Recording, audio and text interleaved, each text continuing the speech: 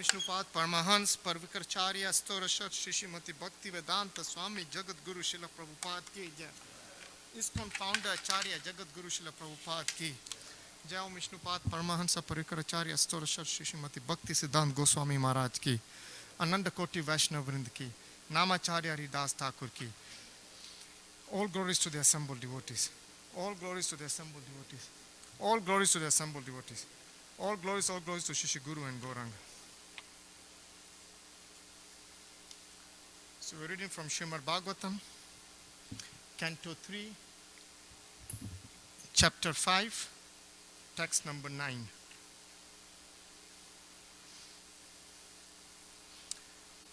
Om Namo Bhagavate Vasudevaya. Om Namo Bhagavate Vasudevaya. Om Namo Bhagavate Vasudevaya. Narayanam Namaskritya Naram Chaiva Narottamam Devim Saraswati Vyasa Tato Jayamudiraye. Before reciting this Srimad Bhagavatam, which is the very means of conquest, one should offer respectful obeisances unto the personality of God and Narayan, unto Narayan Rishi, the supermost human being, unto Mother Saraswati, the goddess of learning, and unto Srila Vyasdev, the author. Naspraesu abhadresu Nityam Bhagavat Sevaya Bhagavate Uttam Shloke Bhaktir Bhavati Nashtaki. By regular attendance in classes on the Bhagavatam and by rendering of service to the pure devotees, all that is troublesome to the heart is almost completely destroyed. And love in service unto the personality of Godhead, who is praised with transcendental songs, is established as an irrevocable fact.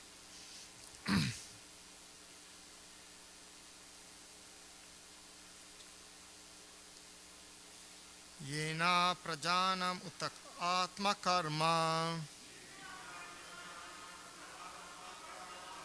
rupi padanam jabidam vyadata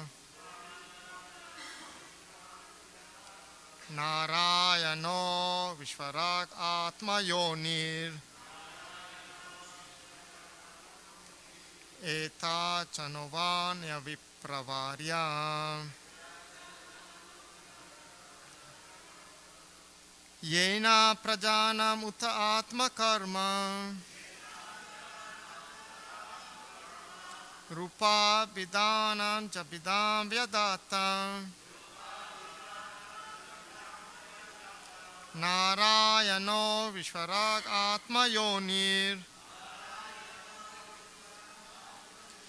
eta chanovanya vipravarya. Yena prajanam uta atma karma rupa bidanam chabidam vyadata narayano vishvarak atma yonir eta chanovanya vipravarya.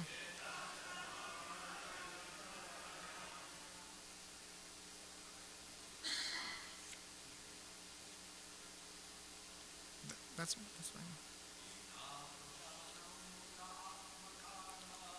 Yena prajana mutarma karma.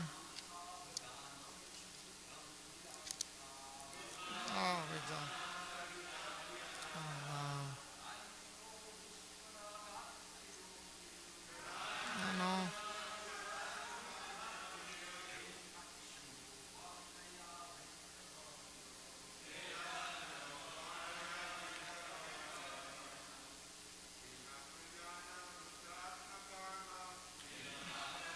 Nam atma karma.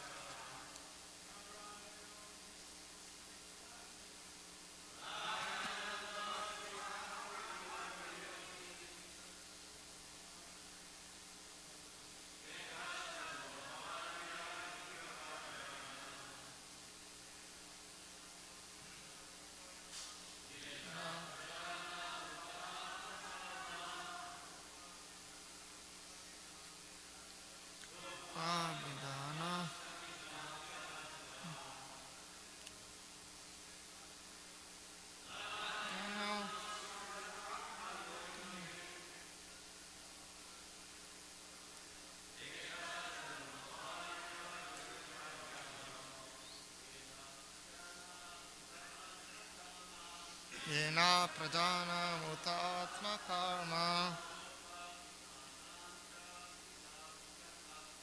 rupa vidana jabidam yadatam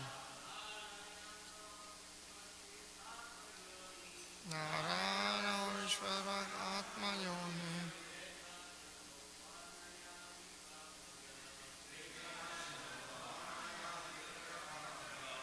Mataji's Eta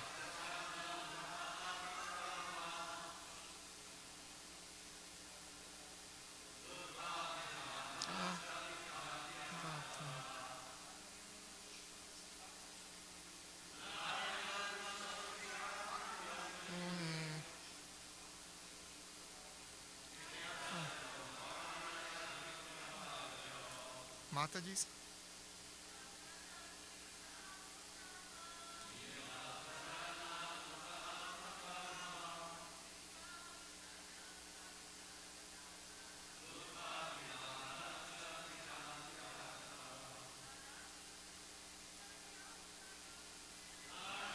No.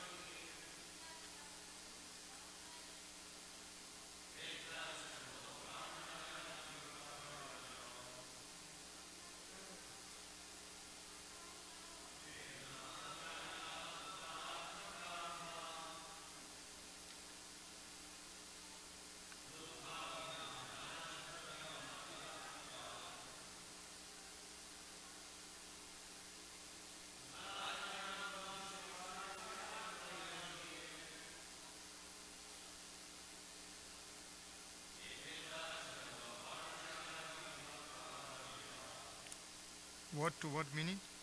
Yena, by which? Prajanam, of those who are born. Uta, as also. Atma karma, destined engagement. Rupa, form and feature. Abhidanam, endeavors. Cha, also. Bidam, differentiation. Vyadata, dispersed. Narayana, the Supreme Personality of Godhead. Vishwar, the creator of the universe. Atma Yoni, self-sufficient. Etat, all these. Cha, also. Na, unto us. Varnaya, describe. Vipravarya, O chief amongst the Brahmanas. Translation and purport by His Divine Grace A.C. Bhaktivedanta Jagadguru Srila Prabhupada ki jai. O chief amongst the Brahmanas, please also describe how Narayan, the creator of the universe and the self-sufficient Lord, has differently created the natures, activities, forms, features, and names of the different living creatures. Please repeat. O chief amongst the Brahmanas, please also describe how Narayan, the creator of the universe and the self-sufficient Lord, has differently created the natures, activities, forms, features, and names of the different living creatures. Every living being is under the plan of his natural inclinations in terms of the modes of material nature. His work is manifested in terms of the nature of the three modes. His form and bodily features are designed according to his work, and his name is designated according to his bodily features. For example, the higher classes of man are white, Sukla, and the lower classes of man are black. This division of white and black is in terms of one's white and black duties of life. So it's a very clear distinction, duties of life. Pious acts lead one to take birth in a good and highly placed family, to become rich, to become learned, and to acquire beautiful bodily features. Impious acts lead one to become poor by parentage, to be always in want, to become a fool or illiterate, and to acquire ugly bodily features. Vidura requested Maitreya to explain these differences between all the living creatures made by Narayan, the Supreme Personality of Godhead. Namo Vishnu Padaya Krishna Prasthaya Bhutale Srimati Gopal Krishna Goswami ki namine. Namo Vishnu Padaya Krishna Prasthaya Bhutale Srimati Bhakti Vedanta Swami ki namine. Namaste Saraswati Deve Gauravani Pracharine Nirvisesa Sunyavadi Pastata Dasatarine Om Gyanam Dimirandasya Gyananjana Salakya Chakshur Unmilitam Yena Tasmei Shri Gurue Namah. I was born in the darkness of ignorance, and my spiritual master opened my eyes with the torchlight of knowledge. I offer my respectful obeisances unto him. Krishna Swa Dhammopakade Dharma Gyanadabi Saha Kalao Nashta Drisham Esha Puranarko Adono Dita. This Bhagavad Puran is as brilliant as the sun, and it has arisen just after the departure of Lord Krishna to his own abode, accompanied by religion, knowledge, etc.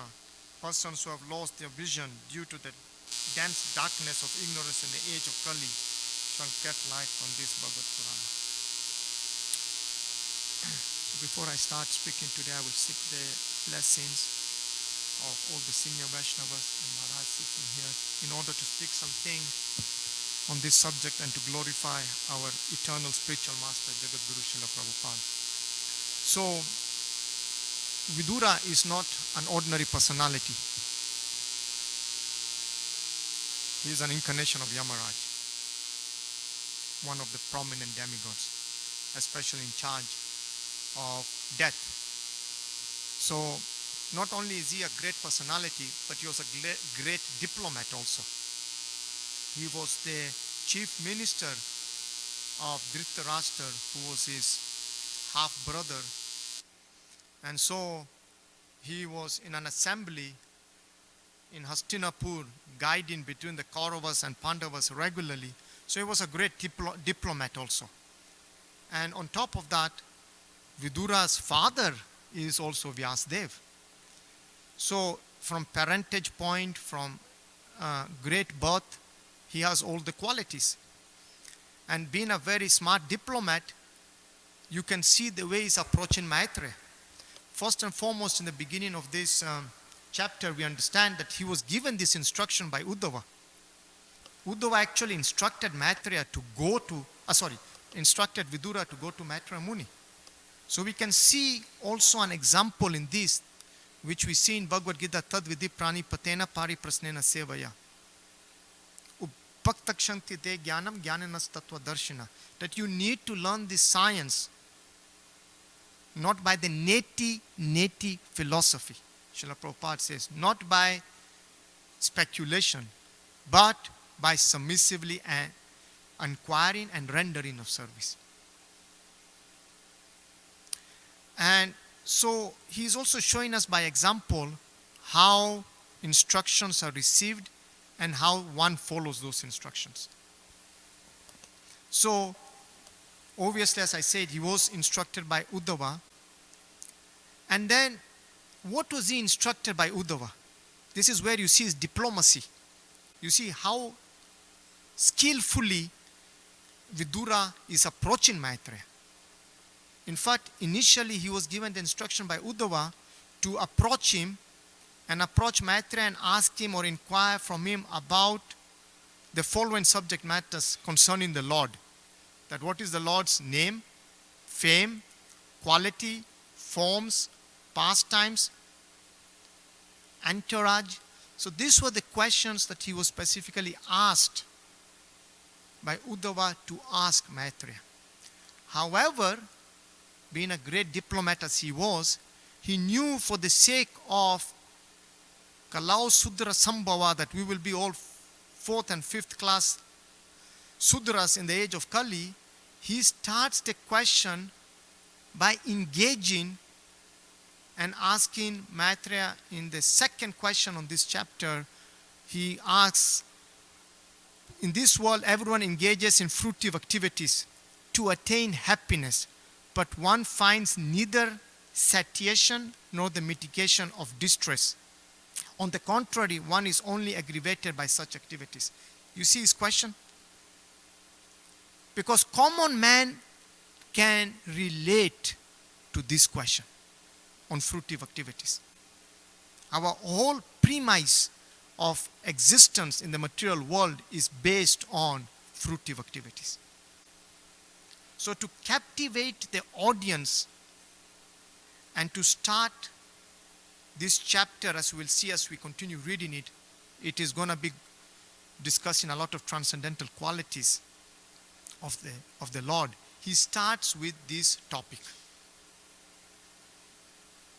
And obviously, we know that we are all trying to get happiness, like Srila Prabhupada said. The only thing is we do not know where to find that happiness. So we feel that by our endeavors and our hard work and toiling day and night, we will achieve that happiness, because we will have wealth, fame, and what we will do is that through our wealth we will be able to gain happiness.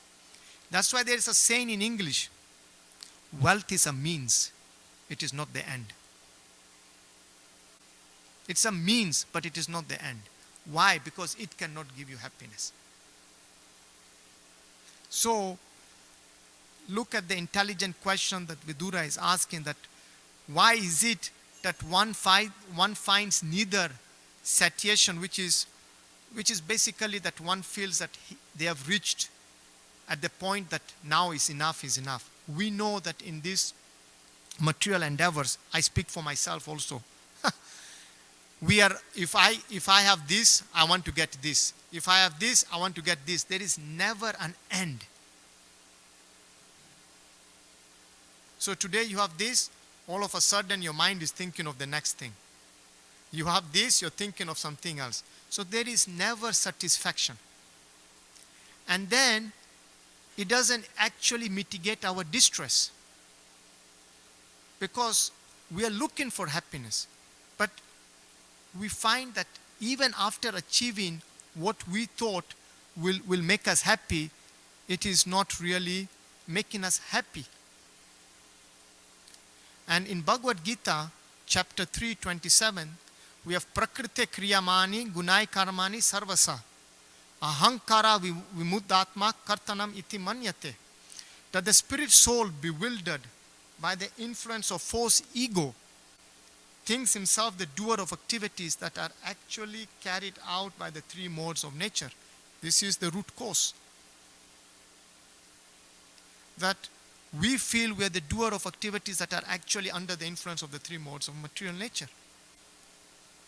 And that's the difference between a devotee mentality and a materialistic mentality.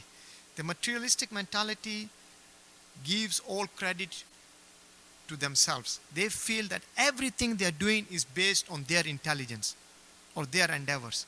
While a devotee, classic example is the Pandavas, they attribute all their good qualities to the mercy of the Lord. Arjuna was the greatest archer.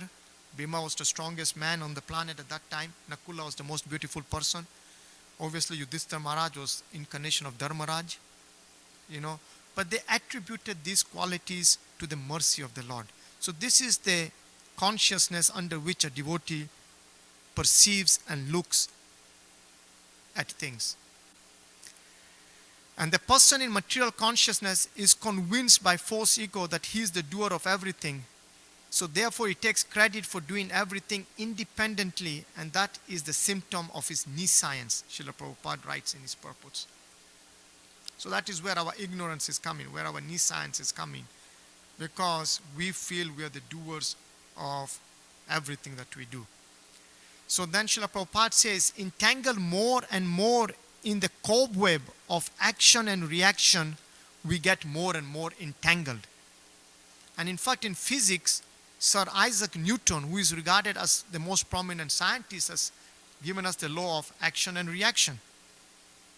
And then for every reaction, he also says there is a counter reaction. If you look at it, it is basically what is happening. We are doing things thinking that, oh, we are gonna come out of it on the other side on a better end, but then we find out that that is not the truth, and that we are not coming at the further end. And that's why in Srimad Bhagavatam, first canto, we have the beautiful shloka of instruction. Savai pumsam paro dharma bhakti ratoksache, and then aituki apritihata yatma suprasiddhati. That the paramo dharma in the age of Kali is to render devotional service. Savai pumsa paro dharma. Bhakti ratoksache. Jato bhakti ratoksache. That bhakti is the highest. Aituki aparatiyata yatma suprasiddhati. That the man with intelligence, suprasiddhati, in the age of Kali will engage in devotional service. That is our paro dharma. Dharma means our occupational duty. It does not state that our paro dharma is to become a doctor. It doesn't say our paro dharma is to become an engineer. It says our paro dharma is to do what? Devotional service. That is the supreme instruction. And then Srila Prabhupada says, any activity other than transcendental love and service to the Lord is more or less a rebellious action against the supreme will. Very clear. No mincing of words. That it is actually a rebellious. It is regarded as a rebellious activity against the supreme will of the Lord. And fruitive activity, in essence, is against the sense of subordination to the Lord. Srila Prabhupada further writes that when we are actually engaged in fruitive activity, and we'll see as we continue speaking today, what Srila Prabhupada elaborates further, why fruitive activity is in essence the sense of is in essence against the subordination to the Lord. So we know that by constitutional, the reason we're looking for happiness is because constitutionally Brahma Bhuta Prasanna Atma na sochati na kankshati sama sarvesu bhutesu mad bhaktim labate param. We are constitutionally meant to be happy. Brahma Bhuta Prasanna Atma. So one who is thus transcendentally situated at once realizes the supreme Brahman and becomes fully joyful. He never laments or desires to have anything. He is equally disposed to every living entity, and in that state he attains pure devotional service unto me. So, very clearly explained by Lord Shri Krishna in Bhagavad Gita, the formula. And by devotional service only does one, Srila Prabhupada says, by devotional service only does one's heart become completely purified. And in Bhagavad Gita, chapter 10, the most confidential knowledge, again, text 10, Krishna says, Tesam satata yuktanam, pajatam priti purvakam, tadami buddhi yogam tam, yena mam upayantide. To those who are constantly devoted to serving me with what? With love. The missing ingredient with love. I give the understanding by which they come to me. So we get clear instructions at every stage. The Lord is reinforcing our paro dharma, that it is actually service to Him. And Vidura, for the sake of all of us, at the very first instance inquired from Maitreya about the path of devotional service by which the Lord situated within the heart can be pleased, Srila Prabhupada states.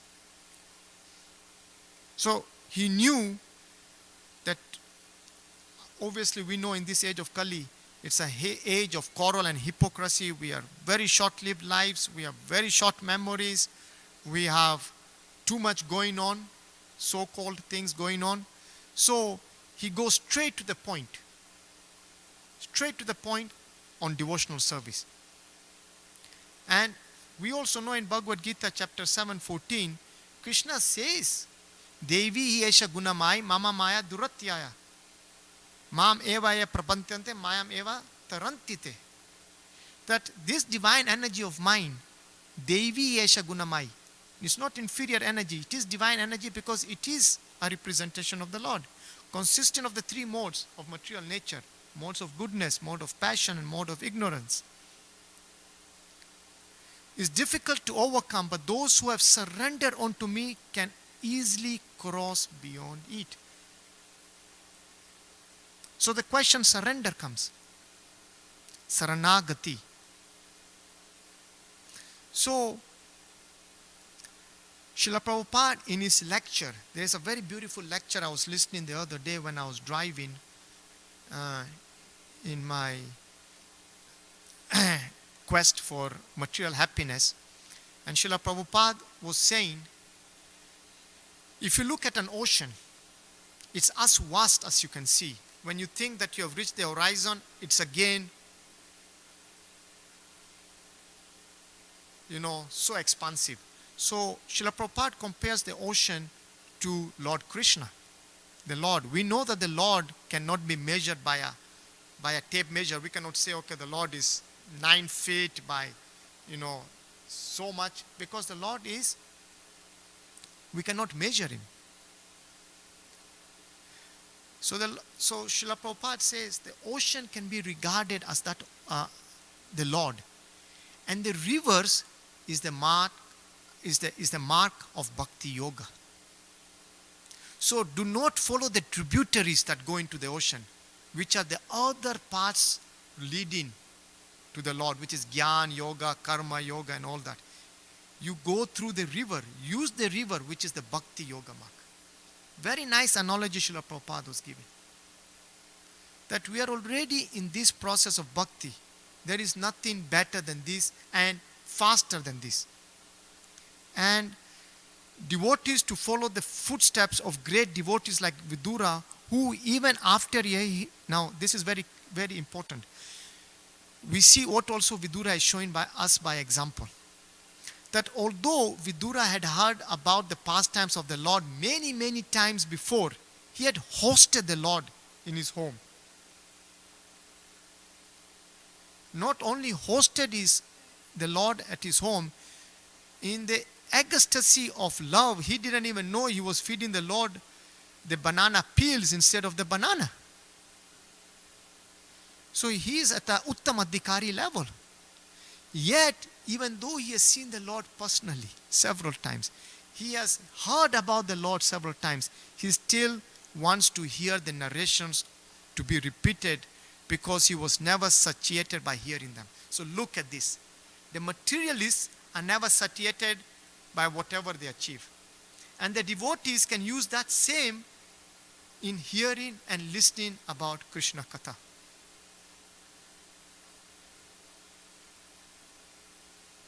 And we know the concept of marketing. If you just go down Venice Boulevard, how many billboards you see? And they are there for so long because marketing concept is keep on repeating the message. So we are keeping on repeating. Sometimes devotees feel, hey, we are hearing the same thing. Because our mind is conditioned from time immemorial. Takes a lot of hammering for us to realize that devotional service is the only path. That's why Bhaktisiddhanta Saraswati Maharaj used to say, when my mind doesn't want to behave, I want to hit it with a shoe. So we are keeping on repeating the same message because the same message is not easy to sink in. We know it, but do we believe in it? And that is why Srila Prabhupada says two things come in. Tapasya and austerity. Tapasya and endeavor.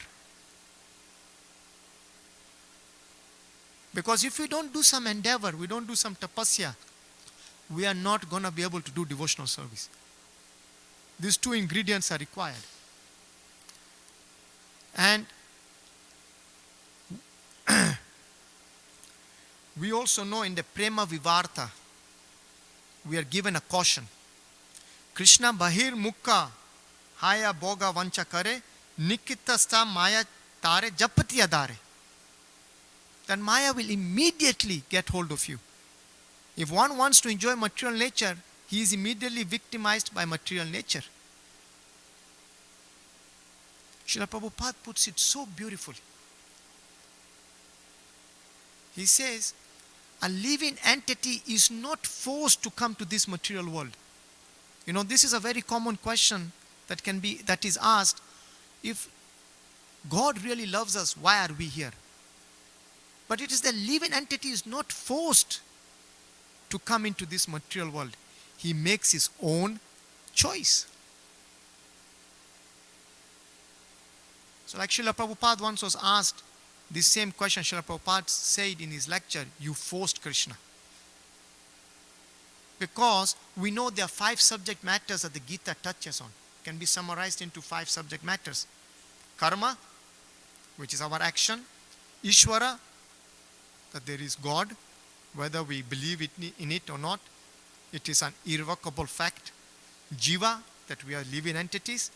Prakriti, material nature. And Kala, time.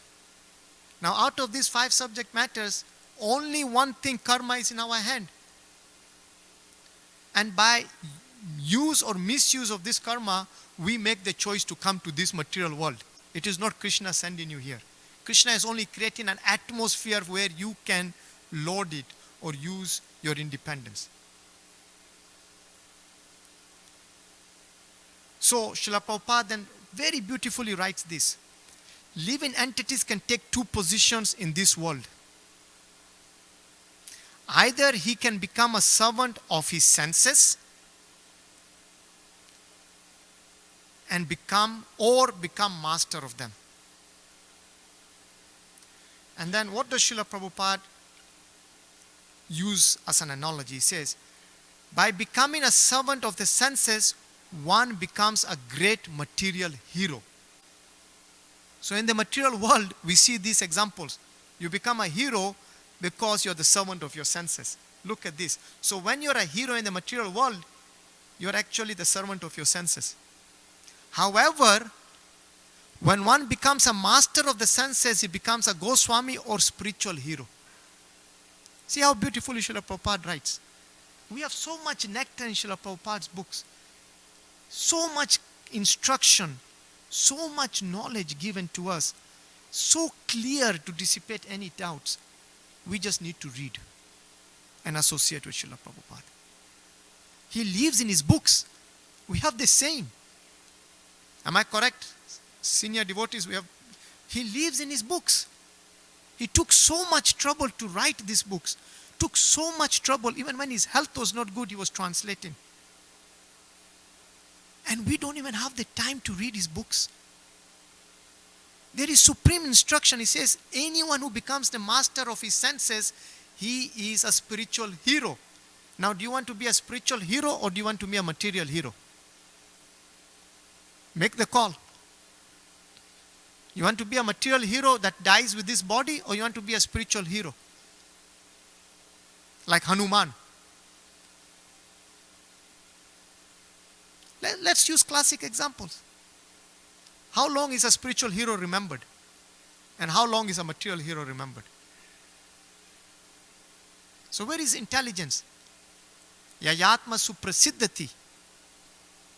That higher intelligence calls for us to surrender. But when we surrender, we actually become the master because we have conquered the unconquerable. So are you actually a servant? Is Yashoda Maya a servant? Is Nand Maharaj a servant? Krishna carried the shoes of Nand Maharaj on his head. He carried his father's shoes on his head. We are trying to reach the toe of the tip in Govindam Adi Purusham prayers. We have the shloka that we can only reach, the Gyanis can only reach the tip of the toe of the Lord. That's why when we take darshan, we start from the feet going up. Here the Lord is showing that the feet that you adore, I can carry the shoes of my Father. Look at that love. He's ready to be tied by Mother Yashoda. So who has become the Lord here? And who is subservient? So, in the Ananta Bindu Upanishad, we have this beautiful shloka, Manna eva manushanam karanam banda mokshayo, bandaya visaya sango, mukti nirvaya sam mana. For man, mind is the cause of bondage, and mind is the cause of liberation. Mind absorbed in sense objects is the cause of bondage. Therefore, the mind which is always engaged in Krishna consciousness is the cause of supreme liberation.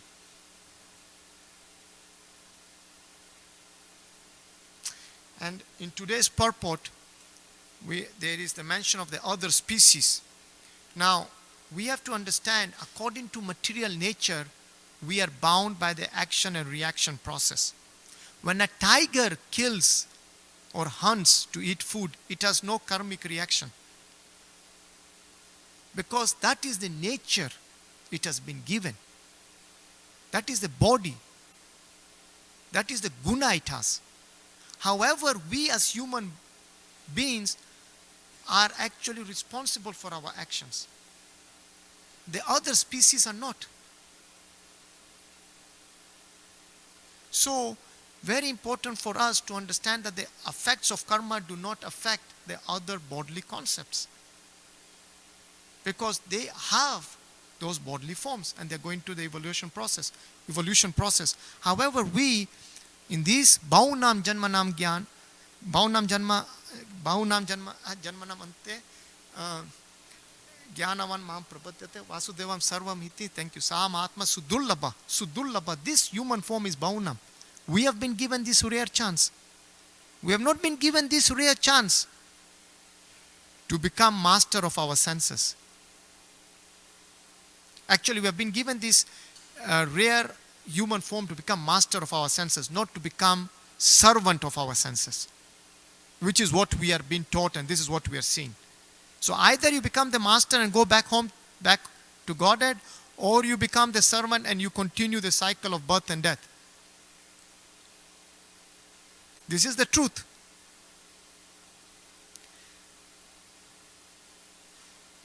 It is now exactly time. It's 8:30. I open it for further discussions, comments, and suggestions.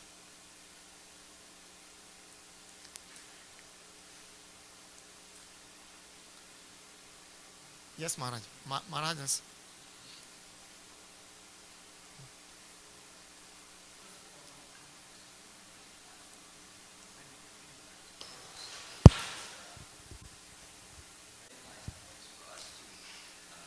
Consider and to apply in our lives so that we do go back home, back to Godhead, instead of going back to hellhead. Nobody wants to go to hell. So, but what I would like to mention, if I can remember what I was about to say, is that, first of all, before I even begin, is there anybody else who wanted to speak before me? No? Okay, if I can remember now. Yes. You were mentioning before about going back home, back to Godhead, instead of staying here and re-experiencing the problems, the troubles, the difficulties, the trials, the tribulations. They cause pain, they cause suffering, and they cause us to not want to be here. But while, for example, many of us are here, and we're not experiencing such extreme difficulties, there are people right now, as we speak here, they're suffering tremendously. Some are being torn apart. Some are being shot. Some are being stabbed. Some are being losing their businesses. They're going down. Some are losing their children. So all these hardships, difficulties, trials, tribulations are going on while we sit at a very comfortable seat at this moment, which is nice. This is Krishna's mercy. But we should not take, as Prabhupada often says, advantage of this mercy. This is a grace. This is something specially given as a result of his appreciation of our loving service to him. So this is Krishna's love, and we should take it not for granted. We should take it as something that is being given to us as a gratitude on the part of Krishna to us, so that we too will give the same to others who may have suffering and difficulties and trials, and they come to us for help. You can treat it in two ways. Oh, don't worry about it. That's not the way to. You have to worry about it. Let's think about it. What's the cause of it? Well, how did it come? How can we make it go away? Like you were just mentioning before, that's how we make it go away. We make it go away by doing what Krishna said we should do. And what are the things we should do? Try to please him in every which way.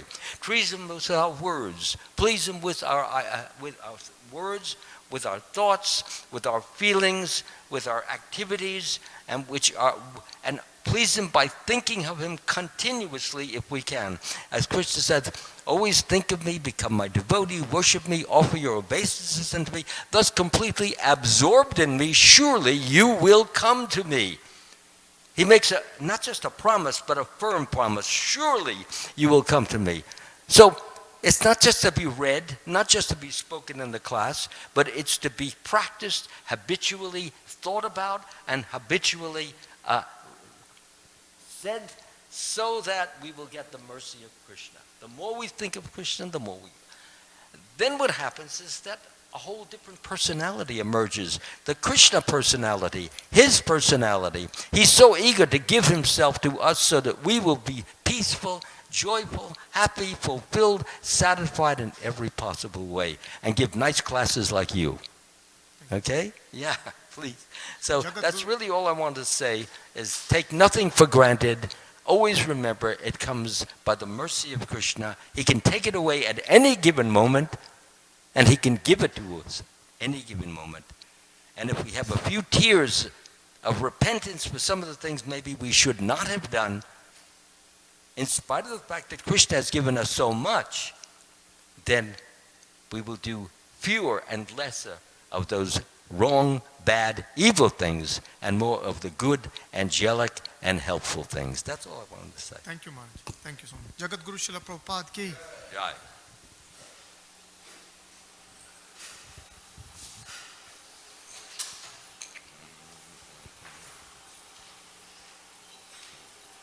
Hey, where are you going? You got a microphone. Thank you.